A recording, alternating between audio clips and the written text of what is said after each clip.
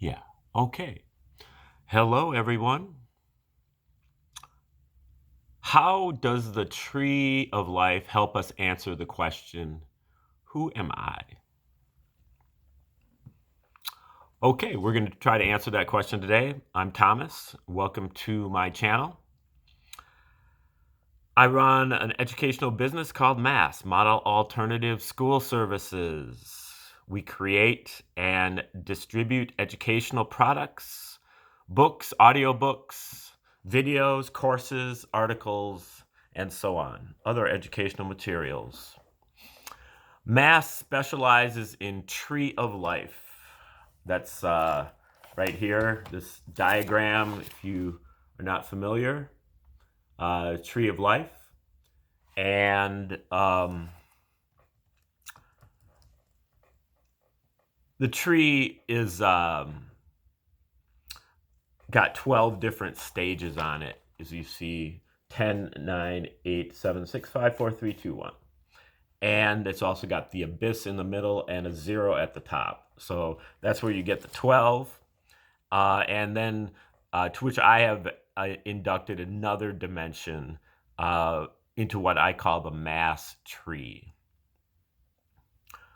So the 12 categories of the tree represent our faculties of consciousness.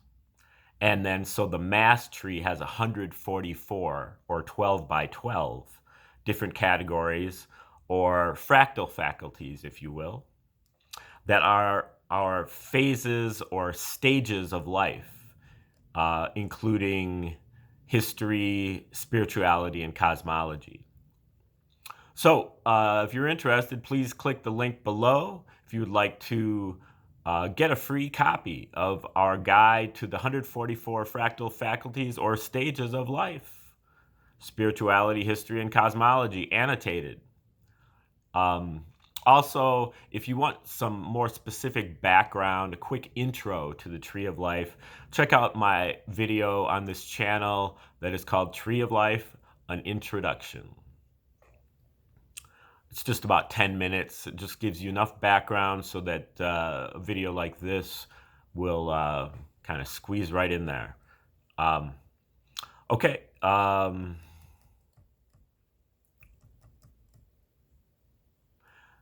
Mass is bringing you a series of short videos on the tree to demonstrate its power and flexibility. Is literally a marvel of the world in the way that it can bring clarity to a situation and can be used for seemingly anything in the realm of consciousness. Okay, so let's get back to our question. How does the tree help us answer the question, who am I? To start with, the tree simply helps us ask the question, who am I?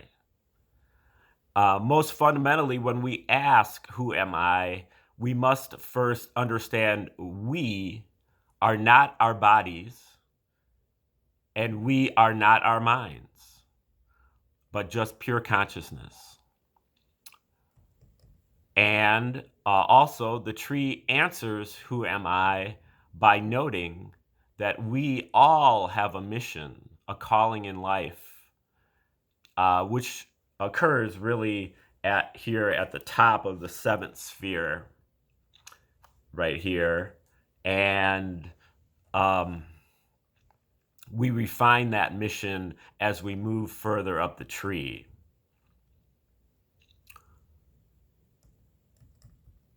So at the top of the seventh sphere, we finally declare consciously, verbally, and intentionally what that mission is, and then refine it as we move up the tree.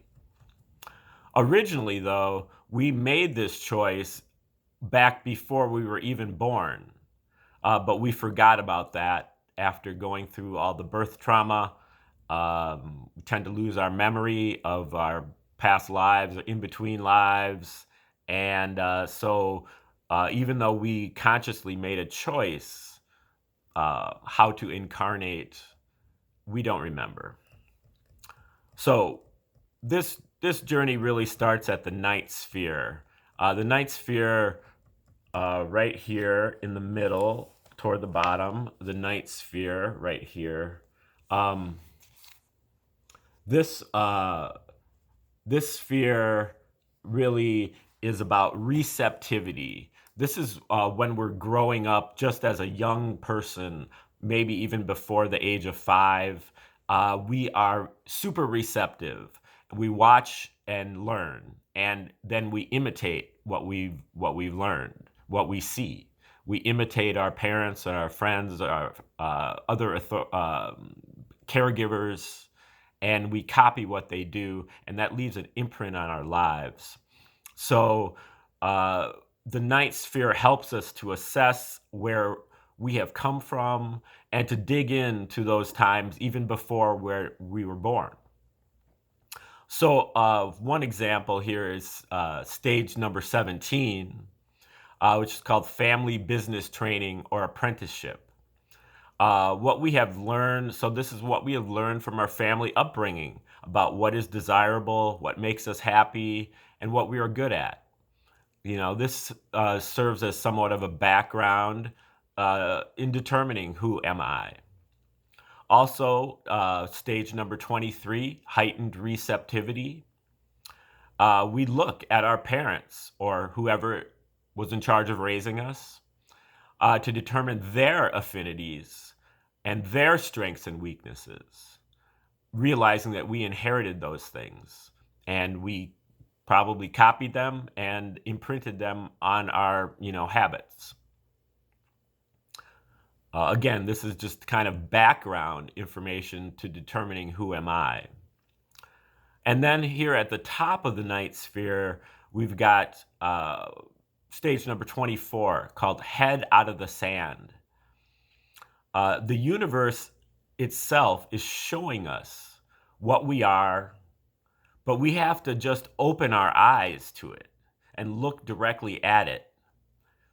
And then with all of that background, we can move into the seventh sphere to make our choices.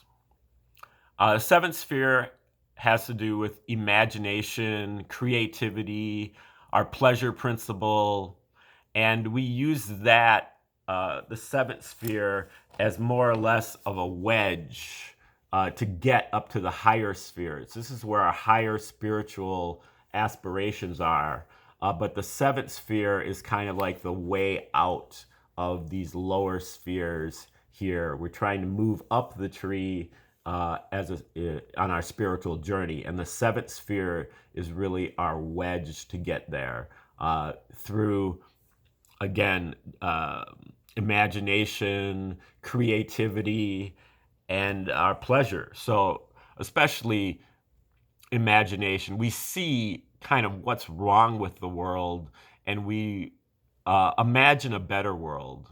A lot of the artists and inventors of the world are operating on the seventh sphere, where they see something wrong and they imagine something better, and they try to manifest that. They try to put something out there that expresses that. So I guess I wouldn't say manifest it, but they try to express it. And then as they move further up the tree, then they gradually can manifest that into reality. So here at the seventh sphere, we have stage 38, which is called ritual pleasure. We can determine what things in life give us the most joy. That is, an indication of our who am I. Also, stage number 40, what do we imagine ourselves doing in the future? And what are the answers to our dreams? What do we just naturally aspire to deep inside? Also, stage number 41, which is called crossroads situation, being our authentic self instead of being just a sheep in the herd, requires making difficult choices. Oftentimes, at crossroads situations, we're dealing with choices between good and evil. And invariably, the choice of good is more difficult than the choice of evil. So we have to make difficult choices here to kind of get out of the just going along for the ride, just being a sheep in the herd, and actually doing what our conscience dictates. This is really where our conscience begins to develop. Also, similarly, number 42, stage 42, is called realization of waste. Our calling naturally creates the least waste and violence. So we can tell we are tuning into our higher calling, our who am I, when we embark on the path of least resistance. So when we are actually doing our calling, fulfilling our who am I, we get our pathway of least resistance. Also, we have number 46, intuition mechanism, which is kind of like the counterpart to prayer. Instead of expressing to the higher intelligence what we want, we are just tuning in and listening to the higher, to our higher selves. And we have to express curiosity and wonder. And then by doing that, we're able to tune into directions from right straight from the heart, from our higher self. These things have to be verified, though, also, because we can mistranslate, especially when we're just starting on this path. So instructions from the heart to be verified. Also, we've got stage number 47, inspiration. What lights our fire? What is our passion? And look to our inspirations. Who are these people who really inspire us, and what are they doing? So these are all just inputs into our answering the question, who am I? Then finally, when we get to the top of the seventh sphere, we combine all of these different inputs into an answer to who am I. And that's stage 48. This is stage 48, which is about our mission. Pointing to a mission is what stage 48 is called. So once we have declared our mission, and that's just, declaration to ourselves. We don't have to, register it with the state or anything like that. But once we have declared our mission, then it is time to come up with a plan. And then it is time to execute the plan. This is the next chapter of our lives, which unfolds at the higher spheres, 6 and above. So, and then once we have made this choice, don't look back and just keep refining the mission. Keep moving up the tree, and just don't get discouraged, but just realize that this is who I am. And this has been something that we've come up with through a lot of different inputs, looking at a lot of different things in our lives to make that determination. Okay, so that's really like the short answer as to how the tree can help us determine who am I. I'll be putting out a separate video eventually on stage 48, which is called Tuning into a Mission. And all the other stages here that we've alluded to will also be given full videos at some point in the near future. So I hope some of these examples have demonstrated how the tree can be used to bring clarity in our lives at all stages. Please click the link below if you would like me to send you a free copy of our guide to the 144 fractal faculties or stages of life, spirituality, history, and cosmology, annotated. And thanks for sticking around to the end. Please hit the like button, share, subscribe, and donate if you feel like it. And keep an eye out for new videos coming out on this channel. And have a nice day.